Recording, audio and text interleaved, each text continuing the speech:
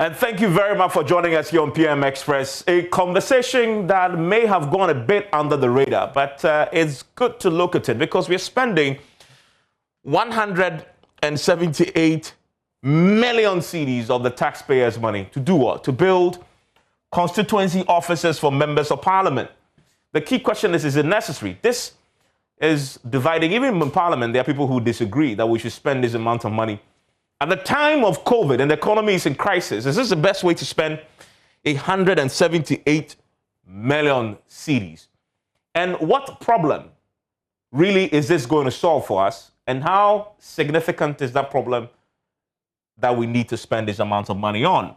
And that's what we're going to look at it tonight on PM Expert. Here's the breakdown of what we know as far as the money is concerned, right? Follow me. Now, this is going to lead to, if this goes ahead, and from what we understand, it's already been approved, so it's going ahead anyway, we're going to construct 275 constituency offices for members of parliament. Each member of parliament will get an office, fully furnished office. Now, I'll come to that. I'll break down what that office will entail shortly. The total cost, as I've said earlier, is 178.75 million cedis. Now, one office, one constituency office will cost us, me and you, the taxpayer, 650,000 Ghana cedis. That's how much one constituency office is going to cost if this goes ahead. We also know that 70 of these offices will be constructed annually. So they're spacing this out over the next 4 years, okay? So you can expect 70 of the offices to be done annually, and that by the 2024, when we go to the next elections, all 275 constituencies will be provided for, right? So that is how they're facing this. Now, let's break down into the cost per annum. So we know 70 offices, 70 constituencies. Per annum, we are spending 45.5 million cedis every year for the next 4 years, building these 275 offices for the MPs. And so this year, we expect to spend 75.5 million on 70 offices for 70 members of parliament, right? So that is how the financial layout is going to be in terms of, for you, the taxpayer. What would an office look like? So we're going to have 3-unit office, right? And so the office will have 3 different, places of use. We have one for the MP himself, one for his or her secretary, and then a constituency conference room. Now, the key question to try and answer is, this office that we are building, as we'll get some explanation from the majority leader, who is also the Minister for Parliamentary Affairs shortly, is an MP, is an office for the state. So regardless of whether it's an NDC or MPP MP, you go there and that'll be your office, okay? So who is going to finance the cost of the secretary? Because you have to employ the secretary. Is it the state or the MP himself? I mean, it just stands to reason that the state will bear the cost of the secretary. So that's an additional cost. And then there's a conference room also. But in this country, really, if you build an office in a constituency for an MPP MP currently, who then in the next election loses to an NDC MP? I mean, you expect the NDC MP to move in? We know what happens, right, with these things. That is one of the key things you need to look at. And we also have a political system structure where in most constituencies, the MP is mostly seen by people from his grassroots, his own political party. They queue to go and see him and get all the monetary attention from him. I mean, have you seen an NDC MP who gets a queue from MPP people? It rarely happens. Even if it happens on a very minor scale. So you build an office for him. You say the office is for the state, but he's occupying it whilst he's in the office. Are you expecting, let's say an NDC MP, and then people to go there? How do you deal with that, the movement? Who is going to maintain that office, by the way? Who is going to maintain that office? Especially when you expect that office to change hands over time. We see what happened to state structures because you leave it abandoned over time. There's a lot of questions here that we need to answer. Now, the constituency officers, as we are getting to explain, are expected to facilitate the work of members of parliament. This is the rationale for it, by creating a non-partisan and neutral office for all constituents to interact with their representatives. Ordinarily, this would be a brilliant idea because in the UK, they have a system like this. But even there, not all MPs have permanent offices run by the state. You can rent an office. The state will pay for the rental. When you leave, of course, it's rental. So when you, after 4 years, the rent has expired, or when you lose your seat during the course of the term, it expires, you just move on. So, but they have what they call the Independent Parliamentary Standards Authority that regulates all the expenses. What is our equivalent? Who is going to regulate this? It's a big question. A lot of money going to be spent, almost 200 million. Let's try and dissect this a bit more. My guest joining me tonight, a sitting member of Parliament, Edward Bauer, joining me via Zoom tonight. Also joining me is, of course, a man who himself is a director at the Ministry for Parliamentary Affairs there, Mr. Evans, Dr. Agri Kwashi joins us also tonight. Doc, thank you for your time. I'm grateful that you could join me. Dr. Evans Agri Darko, my namesake. He is definitely a man who understands parliamentary business because he works at the ministry responsible for that. You have Inusa Fuseni, who himself until recently was a member of parliament. And I'm always excited when I hear Inusa Fuseni talk. I look forward to talking to him because he's one of those who you always hear and you learn something new. So I'm delighted that you could join us, Mr. Fuseni. Thank you, Mr. Fuseni, for joining us on PM Express. Thank you. Introduce Edward Bauer, my good friend, who has abandoned me since he became an MP. He's fine. I mean, he has a second term in Parliament. Edward, I'm grateful. And of course, we're also delighted to be joined by Dr. Rashid Draman, another good friend of mine who's been dealing with the members of Parliament for quite a while. A lot of questions to go through, so let me go straight to it. I want to start with you, Mr. Fuseni. What do you make of this approach, this policy change in the way Parliament is set to do its work? From what I understand, the money has already been approved with the 2021 budget. Is it a good idea to do it? Well, ordinarily, Evans, let me start by extending my regards to Dr. Rashid Evans Darko, Dr. Evans Darko, Agri Darko actually, and then Edward Bauer, Honorable Edward Bauer. Ordinarily, one would not have questioned the rationale and justification for the building of constituency offices for members of parliament. But this particular activity, this project, raises many questions and answers. For starters, I have said, and I will say it again, that this matter of the building of offices for members of parliament did not come before the 7th Parliament. I'm also not aware that it had any parliamentary service board's approval. Now, assuming but not admitting that it had parliamentary service board approval, this parliamentary service board of the 7th Parliament came to an end on the 6th of January 2021. And we know what happens in Parliament. When the Parliament ends its term, all matters that were before Parliament will automatically lapse. And so a new parliamentary service board will have to consider and adapt what the previous parliamentary board, the decisions of the previous parliamentary board, for the decisions to become theirs. Now, the curious thing is that the Parliamentary Service Board for the 8th Parliament was constituted a day before Parliament was adjourned Saturday.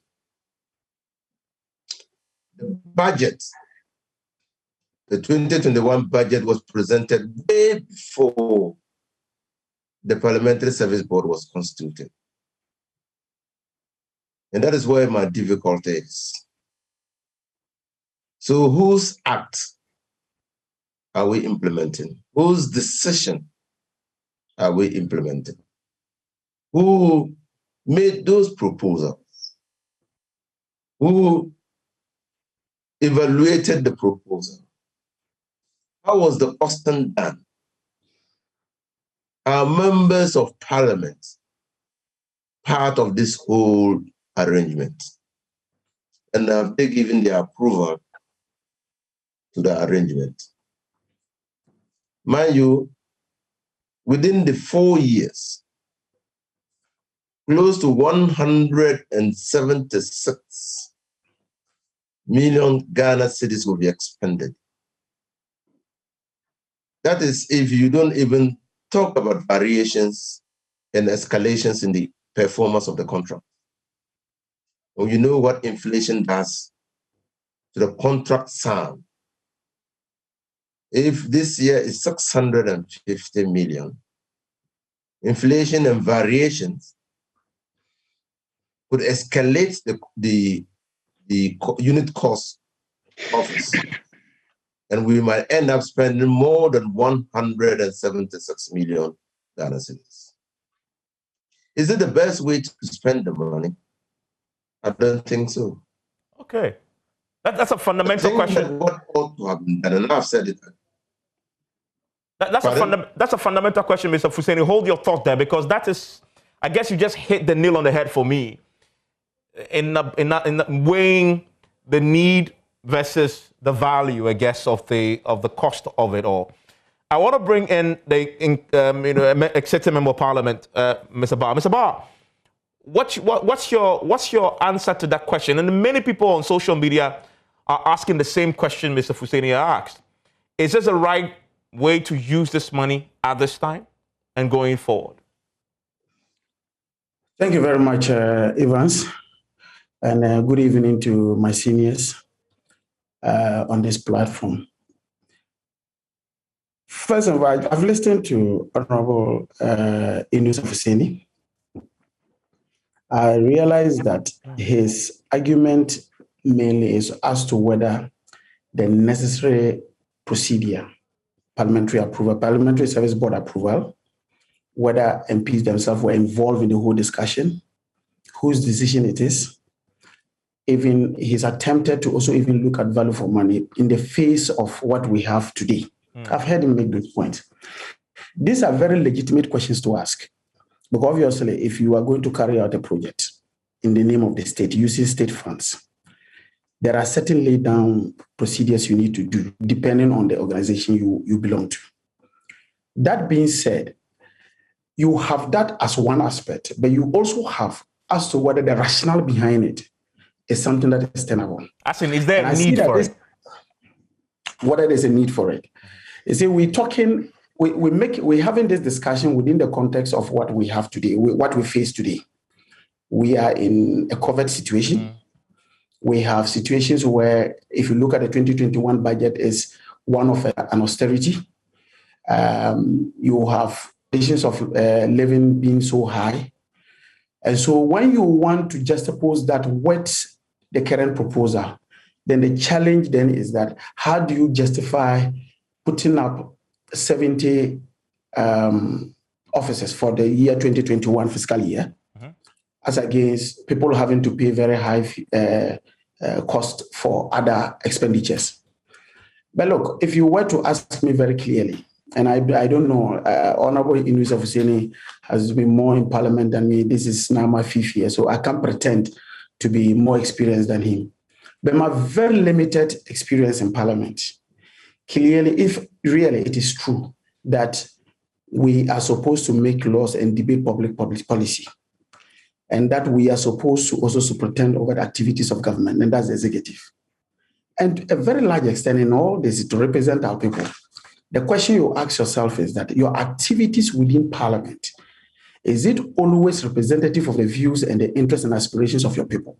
Or it is just a representation of you yourself as a person? If it is the fact that you are representing people, then it is important to know that inputs of individuals who form part of your constituency should be very critical. Our experience, and I believe the Honorable Minister of Hussein would have had that experience more than me, that our experience is that if, for example, currently, as I speak to you, I speak to you from my constituency. The only place I can meet my constituency when they have issues to deal, because I don't have an office. It's your house. It's my house. Yeah. So what it then means is that on daily basis, my watchman has to fight people. He doesn't know who is really a constituent, who is really somebody who is coming for other reasons. Two, because of the fact that I am an NDC member, and that I represent the constituency on the political party's platform, there are people who ordinarily, by virtue of the fact that I represent them in Parliament, are unable to come to my house because it is a private property. If I were to have a place that is a public, that is funded by the public purse, and that the person has the right to see me because I represent the person, then it becomes something else. So yes, I can understand the time that we find ourselves in, but we can debate the timing, and we can also debate the necessity for that. But I guess your fundamental point is, for you, the need outweighs the cost. True?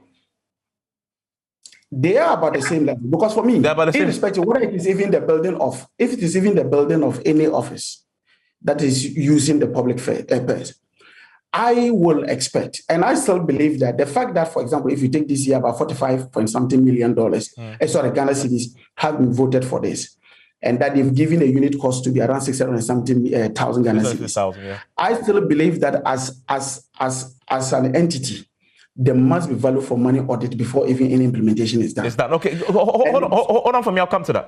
Let me bring in my other guest here. Dr. Evans Agredako, you are the chief director at the Ministry for Parliamentary Affairs. How do you weigh the two issues that Mr. Nusaf Husseini had rightly hammered on? The timing of it, the need for it, and the cost of it. What is broken? What problem is this going to solve? That members of Parliament are already doing their jobs. Yes. Yeah, thank you very much for the opportunity, and good evening to my colleagues. It is Pusa and Damani, yes, for this unique opportunity. Evans, we are building a democracy. We are building an institution. I mean, don't forget that Obama indicated to us that we need strong institutions and not necessarily strong men. Institutions are not just necessarily structures. They also include human beings. But the structures are very critical, the procedures, the processes, the laws, among others. That is what will guarantee some path dependency as we even exit. Then the systems will continue to run. Over the years, and you know that any time there has been a coup d'etat in this country, one of the institutions that has always suffered is Parliament. Suspended. But if you look at the narrative, check the narrative of the coup makers. The first announcement they make is that the constitution is suspended. Because if the constitution is not suspended, it makes their action illegal, unconstitutional. If you suspend the constitution, Parliament dissolved, you can be sure that Parliament will be dissolved. The executive president or whoever the president is sacked, ministers are sacked, and even to be able to immobilize the government, you even ask that the ministers should be reporting to the nearest police station in their own interest. It's a Machiavellian tactic of dismembering the government, because when these power brokers are in the constituency, they can mobilize against the new regime. And so Parliament has always been at the receiving end whenever there is a coup. And it is not surprising that we have had a subservient Parliament, largely, even under the Fourth Republic. How do you deal with this? You build the capacity of the institution. And Dr. Dramani will tell you that there are three major functions of Parliament. we are dealing with legislature, but that is where it derives its name mostly. So it's a legislative institution. Then you are dealing with representation, and the representation, the theorists will ask whether indeed is a mandate model that you are using, or is it a trustor or trustee relationship you are dealing with, or whether it's a resemblance model you are dealing with, among others. Then you are dealing with the constituency, as I said, the oversight function. So three major. When you unpack them, you can have as many as possible because they reinforce each other and so on and so forth. Now, if you look at the major difficulty that our parliamentarians have, is the issue of the interface with their constituents. We all accuse them that they are unable to interface very well. How do they interface?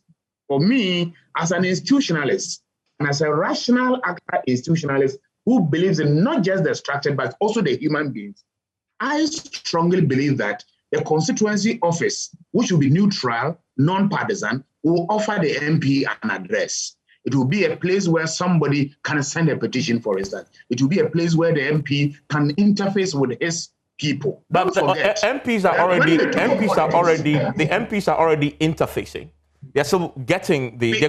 We want an institutionalized. We don't want ad hoc, short-termism. We want an institutionalized approach to things. Institutions are important, and you see, and if somebody was asking whether indeed who owns it, if you are vice chancellor of University of Ghana and you are occupying the vice chancellor lounge and you are no longer a vice chancellor, who tells you that you can continue to occupy that? Dr. Agridaku, that will work in the academia, but will it work in the political environment? And I want to bring in here, just a second, I want to bring in your... We make it work. We have to make it work. Yeah, but that's a challenge. I want to bring in Rashid Dramani. Rashid Dramani, and I'm interested in the examples elsewhere, right? Because I checked the UK example, and they have the Independent Parliamentary Standards Authority, where MPs, they regulate the entire expense and how the building is maintained, etc. You are saying to me in Ghana, where in constituencies, it's divided between NDC strongholds and MPP strongholds, that you're going to build a neutral facility, where an NDC man who occupies in this term will have to leave for an MPP man to take over. How realistic is it that you expect that transition, first of all, will happen, and then the people themselves who see the MP, remember in constituencies, they see the MP as an MPP MP or an NDC MP and not a national figure, right? And so that even determines who goes to see him.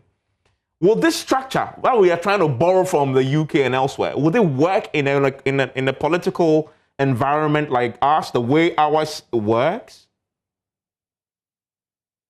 Sorry, please unmute your Zoom for me.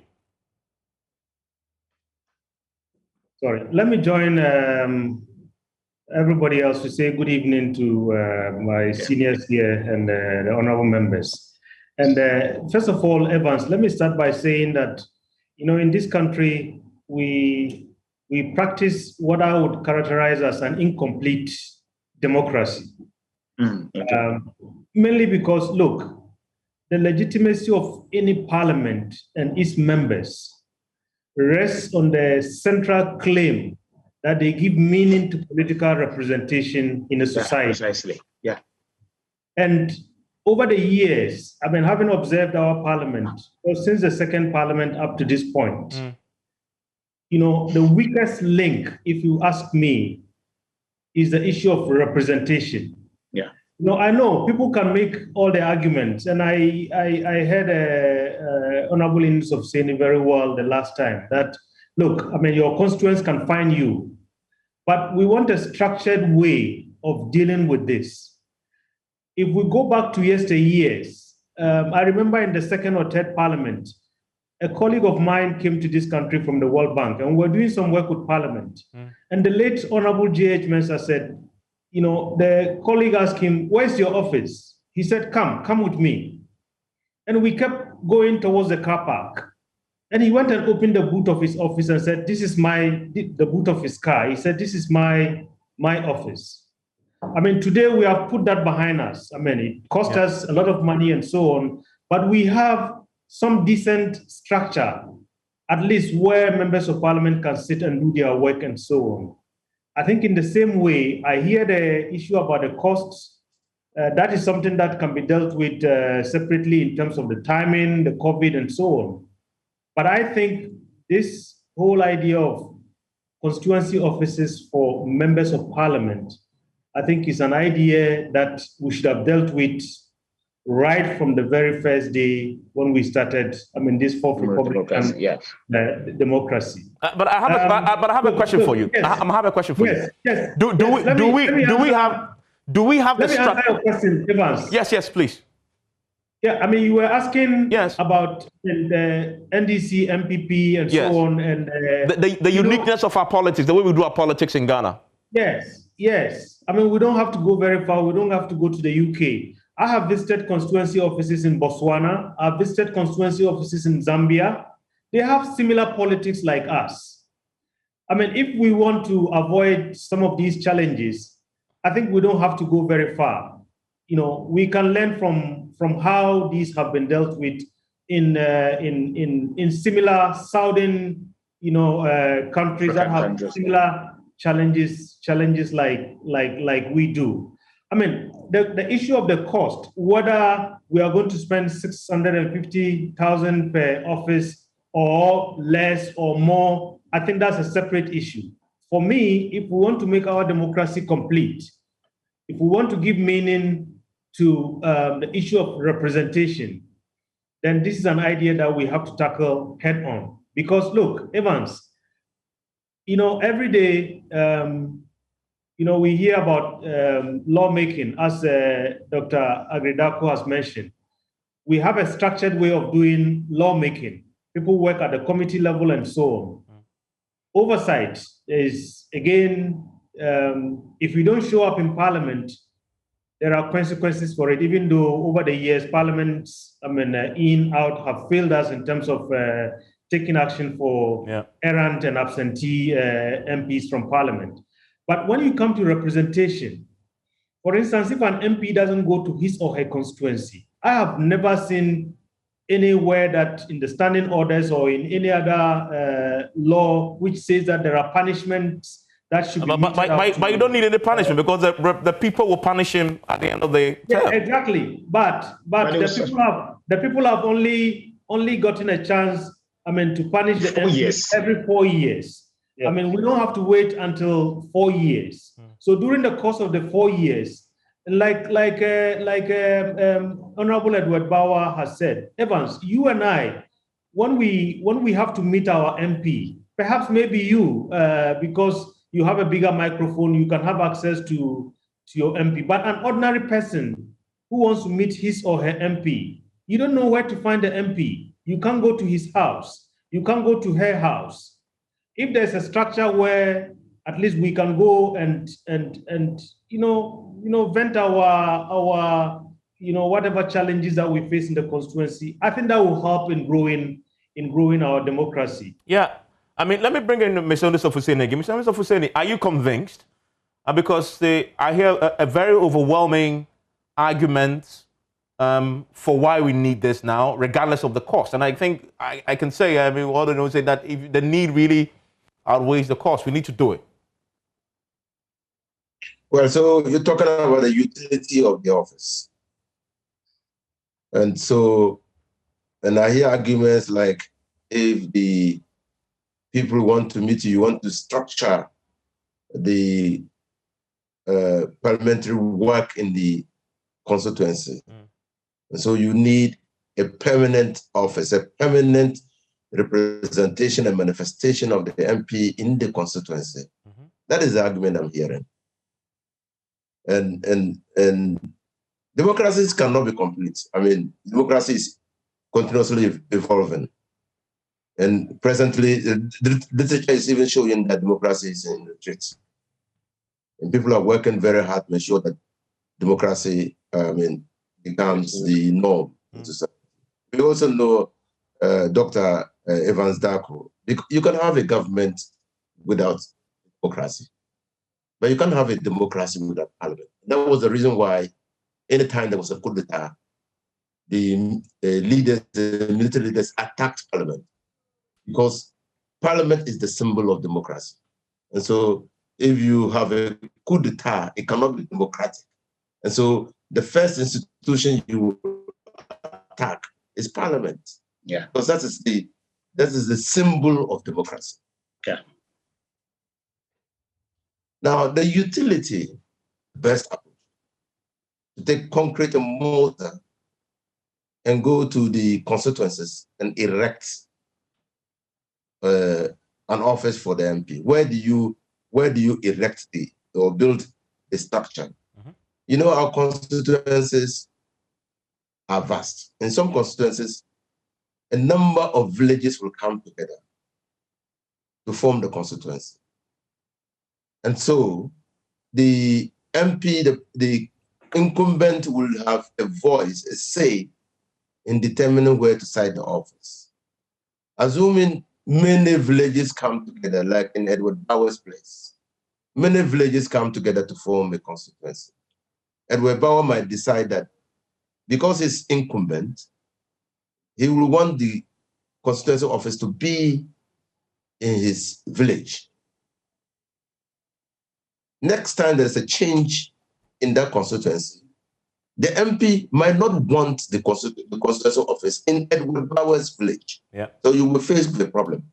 Yep. That is why in democracies, in established democracies, an opportunity is given to a member of parliament to hire, to rent an office. Yep. After all, parliament is for a term. Mm-hmm.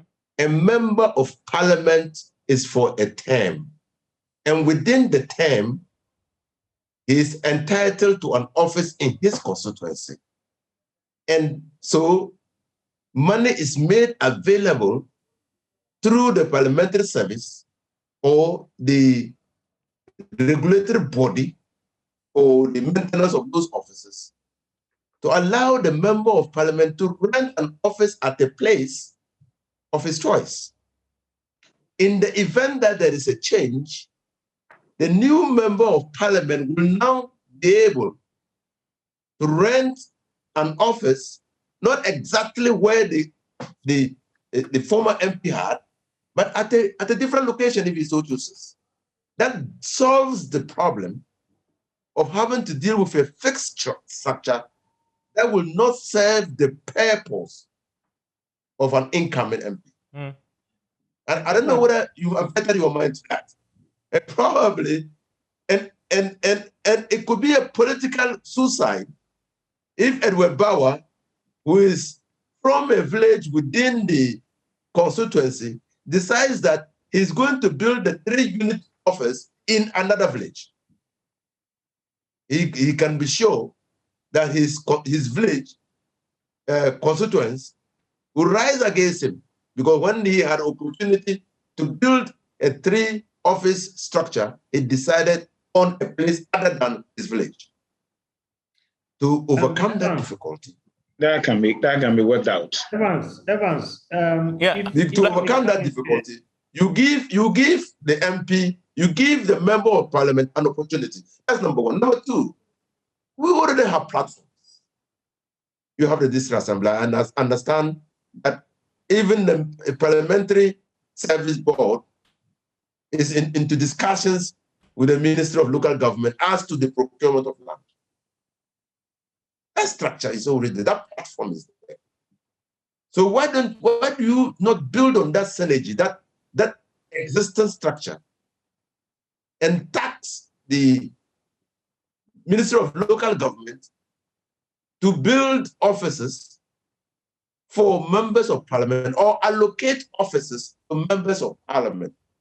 Now you will deal with the problem of maintenance of that office, ownership of that office, and the transition, that is the passing on of the office to the next occupant, because it will be so clear that the member of parliament who built the office will not create the perception that that office is, he has legal rights over that office. Yeah, so yes, if you leave all these things aside, if you leave the issue of procedure, whether there was procedural propriety in arriving at the decision.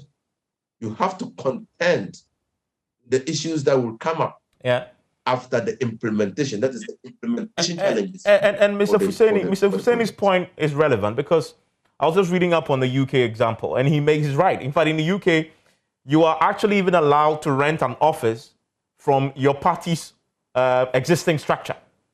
I mean, and the IPAC will pay for it. I mean, when you leave with it. The next person can decide to do it elsewhere. I mean, so I want to take a break. When I return, I know Dr. Rashid Rahman.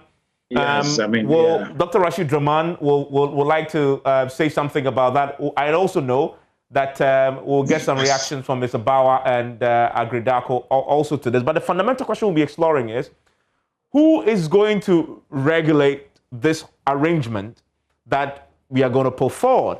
Who is deciding where to site the building? Who is maintaining it?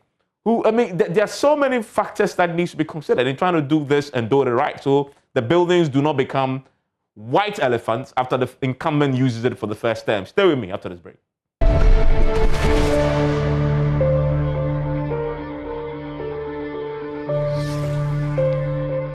That's a live on PM Express. A very interesting conversation about a decision Parliament is already taking, but that's going to cost us nearly 200 million to build offices for all 275 members of Parliament across the country.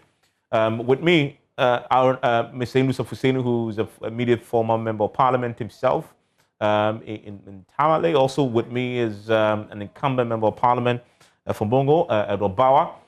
With me also is Dr. Evans Agridako, who is the Chief Director at the Ministry of Parliamentary Affairs. And also with me is Dr. Rashid Dramani, who is the head of the Africa Center of Parliamentary Affairs. Dr. Dramani, you had something to say to the strong argument put forward by Mr. Fuseni before we went for the break. Yes, indeed, Evans. I think Honorable Yunus Fuseni makes, some very compelling arguments about, the logistics of setting up these offices, which are very legitimate. But I think in order to avoid all the confusion in terms of where to site this office, I think we can go along similar lines like where the district assembly or municipal assembly office is cited. So that it's cited in the district or constituency capital, then that avoids all the challenges. Now, I think the second issue relates to whether rent or build. Sorry, Dr. Draman, before I come to rent or build, who decides in the capital, in the district capital, who decides where to put it in the district capital? Remember that in every district capital, you will have electoral areas, some of which are aligned or heavily leaning towards one political party and the other. And deciding where to put it is very key. Who makes that decision? Well, Evans, I don't think, for instance, maybe if we decide that we are going to site the office, somewhere close to where the administrative enclave of the district is, I think that nobody can question this, unless maybe we are dealing with islands where there is no longer space. Even where there is no longer space, we are dealing with an island. Maybe we can go up. We can put the structure on top of other existing structure. So I think for that one, it's not too much of an argument. It's not too much of an issue that to deal with. Then the second is rent or build. I have seen examples of rent. I've also seen examples of build. In the long run, if you rent, perhaps, knowing our country, knowing all the issues related to renting and all the confusion, it might cost us more. On the face of it, you would think that we are saving money, but in the long run, if you do the math, it might cost us more. In some societies, I was in Trinidad once, and members of parliament took me to their constituency offices. In that country, unlike, for instance, those that I've seen in Zambia and in Botswana, in Trinidad, just like the example of the UK, the member of parliament is given the chance to rent the office, and then after that, once he leaves, then the next one who comes, rents another one, and so on. But, that's a very small society, an island, and so on. They don't have all the complexities that we have, dealing with rental issues and rent control and all the confusion about land and so on that we have in this country. So I think, all these are administrative and logistical matters that maybe if Parliament puts together maybe a small group, all these issues can be looked at carefully and some important decisions can be made. But let me state that, look, Evans, if we have to build our democracy, then we have to build it right. We can't be doing democracy in a haphazard manner, and we can't be doing democracy and picking and choosing and saying, no, this one is expensive and this one is not expensive and so on and so forth. So we need to look at this carefully and see how this issue can be solved. Yeah, okay. As for whether we are building a Mercedes type of office or we are building a Toyota Corolla type of office, I think that's an issue that we have to decide as a nation in terms of what the resources allow us. Yeah. What do you say to the concerns that you had? Edward. Yeah, hello. Edward Bar. Yeah, okay, yeah, hello. Yeah. Sorry, quick ones. I listen because obviously if I listen to Doug and then Dramani, we seem to be on the same page.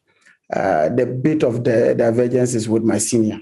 But when I listen to him very carefully, in essence, he's not against the whole idea of even having a space where people can comfortably come there. Because I see his point being more of a strategy than being against the idea. But he's looking at, instead of putting a permanent structure, you could imitate other jurisdictions and what they have done in trying to make sure that the MP or the member of parliament has a place where he can interface with the constituency. So that's what I hear. The issue of location, I think Dramani had dealt with that. Look, if you go to any community, you see, you can test the reasonableness of the location just by even sometimes in talking with the people. Everybody knows, for example, that the constituency capital will be a place that will not be something that will be a challenge to anybody, because in the first place, that's where all activities are done. Maybe that is where you even have the district assembly, where the MP can also interface with the district assembly. There are a lot of other offices that he can deal with. The district capital is there.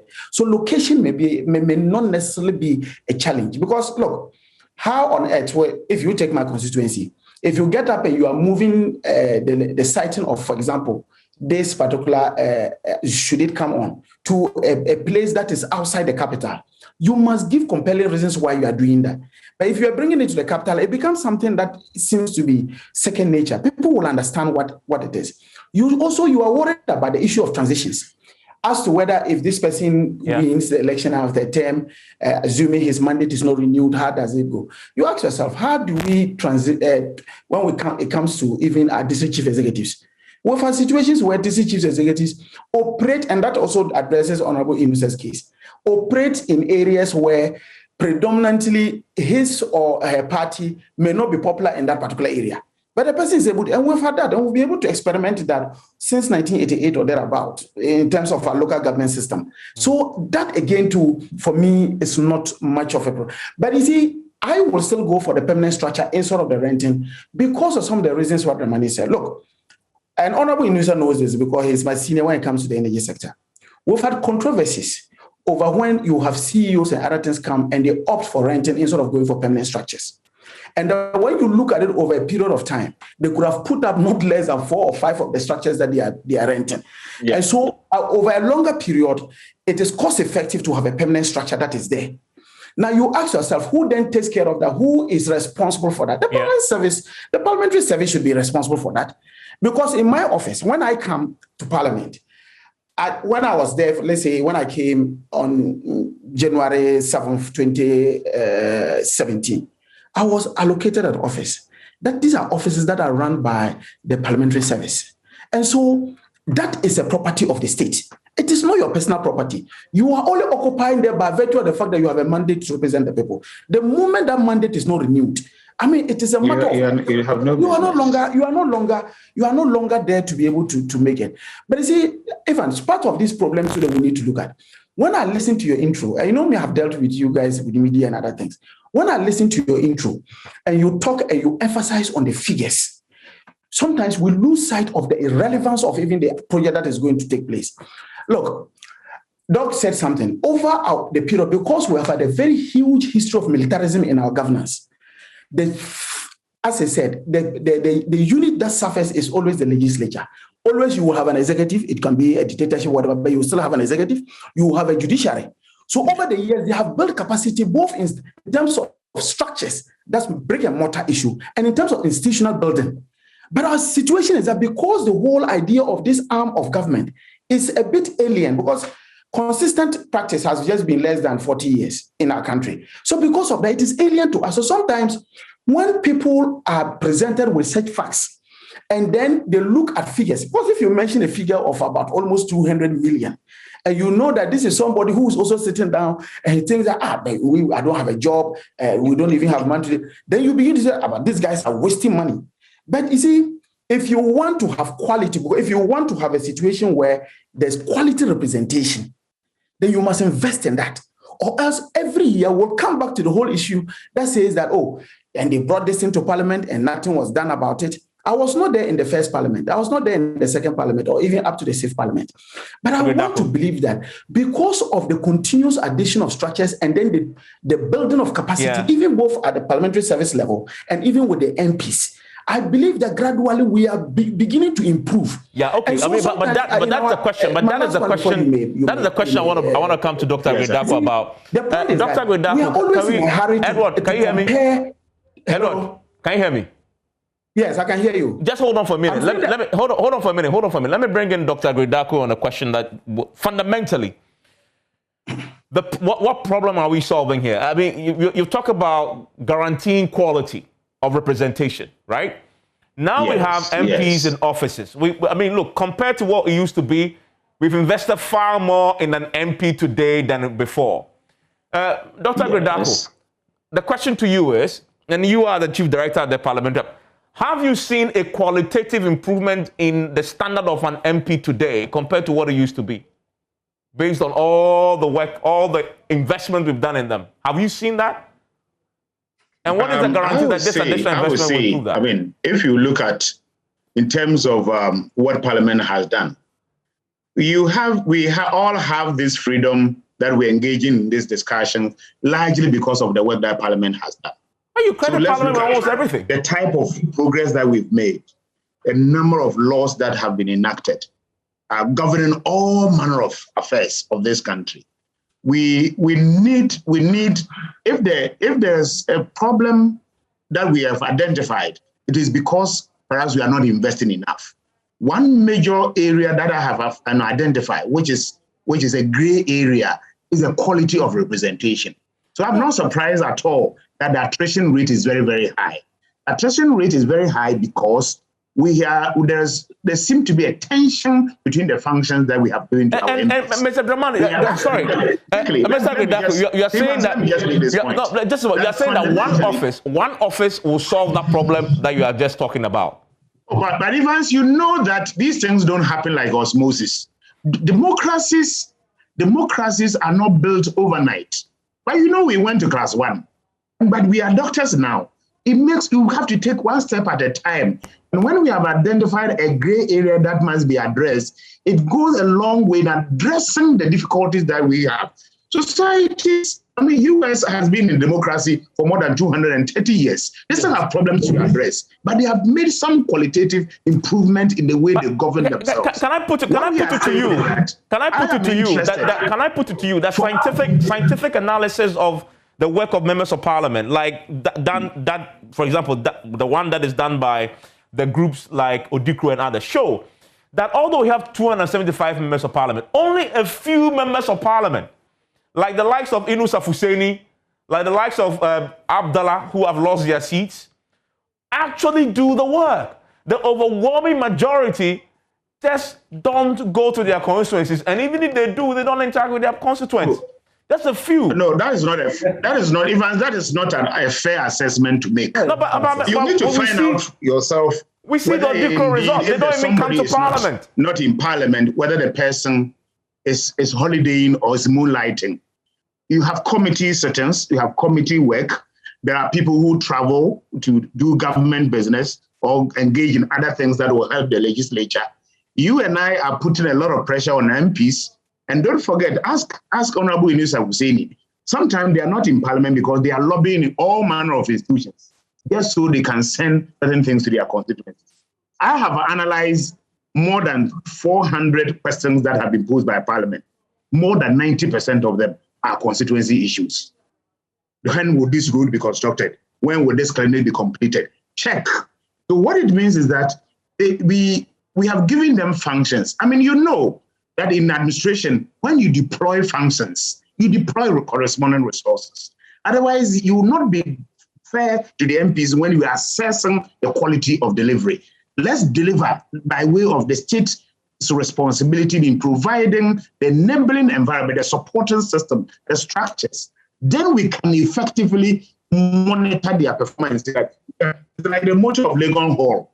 To whom much is given, much is expected. But I think that, I mean, from where I come from, I think that politics must be local and people-centered. And one way of ensuring that we're able to deepen this very, very well is enhance quality of representation. Well, by enhancing the quality of representation, one of the critical things that you need to do is to make sure that you provide them with an address. A phase where people can effectively interface. Then they can then leverage. Don't forget that they see their MP as the economic mediator. And then the location in the district capital will also help them interface with other public bureaucracy. Don't forget that people will see the MP as also helping them access the other public bureaucracies within the system. So when you give them that opportunity, trust me, you see that is where you see their real value. I see. Let me give the final. Let me give the final to Mr. Husseini. Mr. Husseini. Yes. So many years ago, Parliament decided that they needed to have permanent residences. So they went to Sakumono and took hold of a whole number of flats. I think that Dr. Rashid and Dr. Dako knows that they have since abandoned that. Now, secondly, I know of an MP, and the speaker is a very good example, who has represented about 5 constituencies. 5 constituencies. It means that with our present arrangement, the district capital can change.